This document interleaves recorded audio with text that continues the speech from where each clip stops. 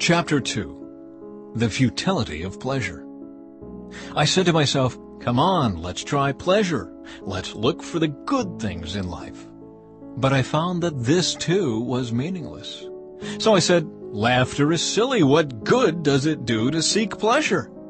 After much thought, I decided to cheer myself with wine.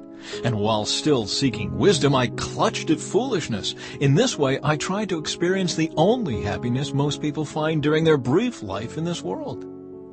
I also tried to find meaning by building huge homes for myself and by planting beautiful vineyards. I made gardens in parks, filling them with all kinds of fruit trees. I built reservoirs to collect the water to irrigate my many flourishing groves. I bought slaves, both men and women, and others were born into my household. I also owned large herds and flocks, more than any of the kings who had lived in Jerusalem before me. I collected great sums of silver and gold, the treasure of many kings and provinces. I hired wonderful singers, both men and women, and had many beautiful concubines. I had everything a man could desire. So I became greater than all who had lived in Jerusalem before me, and my wisdom never failed me. Anything I wanted, I would take. I denied myself no pleasure. I even found great pleasure in hard work, a reward for all my labors. But as I looked at everything I had worked so hard to accomplish, it was all so meaningless. Like chasing the wind, there was nothing really worthwhile anywhere. The wise and the foolish.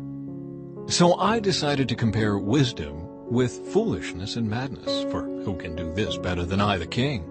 I thought, wisdom is better than foolishness, just as light is better than darkness. For the wise can see where they are going, but fools walk in the dark. Yet I saw that the wise and the foolish share the same fate. Both will die. So I said to myself, since I will end up the same as the fool, what's the value of all my wisdom? This is all so meaningless. For the wise and the foolish both die. The wise will not be remembered any longer than the fool. In the days to come, both will be forgotten. So I came to hate life, because everything done here under the sun is so troubling. Everything is meaningless, like chasing the wind. The futility of work. I came to hate all my hard work here on earth, for I must leave to others everything I have earned. And who can tell whether my successors will be wise or foolish?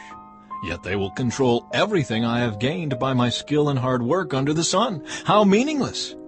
So I gave up in despair, questioning the value of all my hard work in this world. Some people work wisely with knowledge and skill, then must leave the fruit of their efforts to someone who hasn't worked for it. This, too, is meaningless, a great tragedy. So what do people get in this life for all their hard work and anxiety?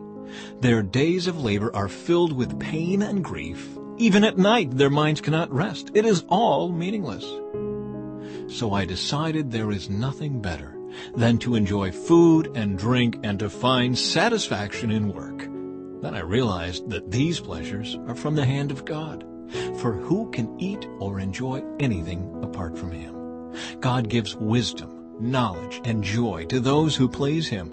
But if a sinner becomes wealthy, God takes the wealth away and gives it to those who please Him. This, too, is meaningless, like chasing the wind.